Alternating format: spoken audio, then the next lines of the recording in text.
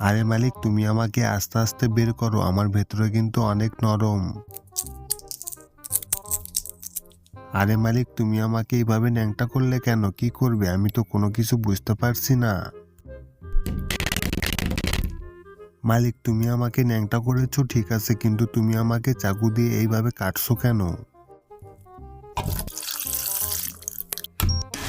মালিক, তুমি আমাকে দিয়ে জুস বানাবে নাকি? তুমি আমাকে ভ্যালেন্ডারে ঢুকালে যে।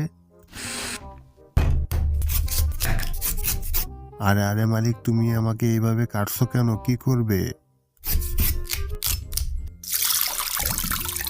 আচ্ছা মালিক, তুমি এই ডাবের জল দিয়ে কি করবে?